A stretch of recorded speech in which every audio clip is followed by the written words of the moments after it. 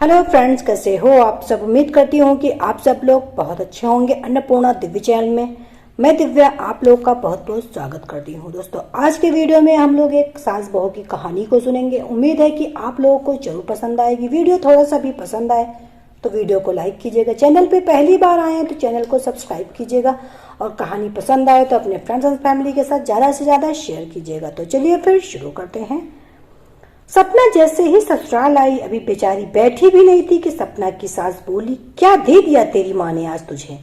सपना के हाथों में थैला देखकर सुनीता जी ने चश्मे के नीचे से झांकते हुए पूछ लिया। सपना ने एक बार थैली को देखा और हिचकिचाते हुए सपना ने थैले में से निकालकर एक सूट अपनी सास सुनीता जी के सामने रख दिया। सूट को उलट पलट कर देखते ही सुनीता जी की त्योरियां चढ़ गई। ये सूट तो पहना हुआ लग रहा है। तेरी माँ ने क्या इस बार पुरानी सूट दे दी तुझे, और तू आराम से उनको लेकर भी आ गई ना। तुझे शर्म ना लगी और ना तेरी माँ को। माँ जी, इसमें शर्म की क्या बात है। माँ जी, वो माँ का ये सूट मुझे अच्छा लगता था तो इस बार माँ ने ये सूट मुझे दे ही दिया। अच्छा, तो अब इतने बुरे दिन आ गए हमारे जो अपने मायके की उतरन पहनेगी तू। अरे तुझे तो अकल नहीं है, लेकिन तेरी माँ को तो सोचना चाहिए था। बेटी को उतरन देने से पहले आज ये सूट दे दी, कल को तेरे बच्चे के लिए भतीजे के पुराने कपड़े भी दे देगी और तू आराम से ले आएगी कि तुझे बहुत पसंद थे।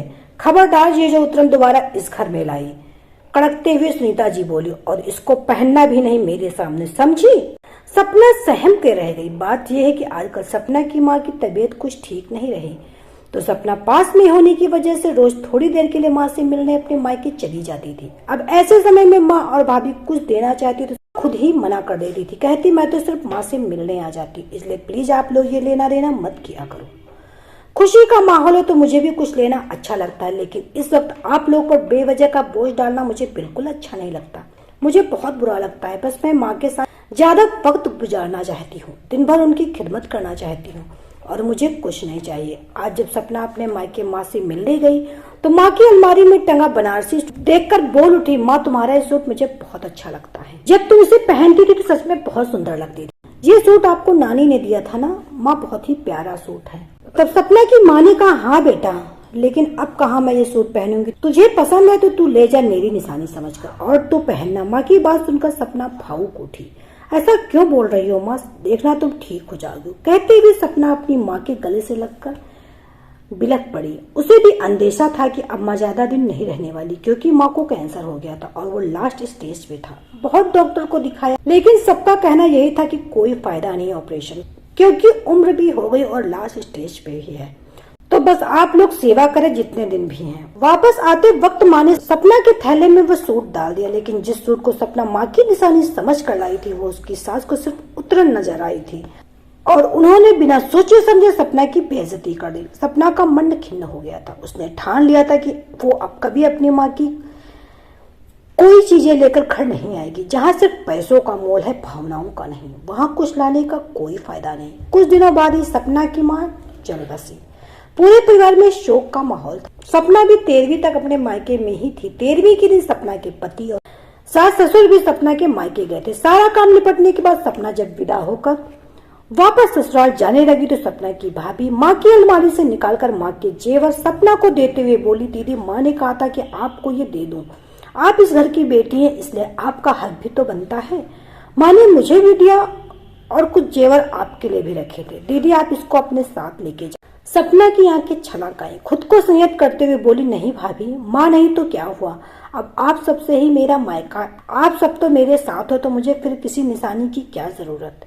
ये बाकी के जेवर आप पहन, क्योंकि माँ की छवि अब मुझे आप में ही नजर आएगी। अब आप ही मेरे लिए माँ की जगह हो भाभी।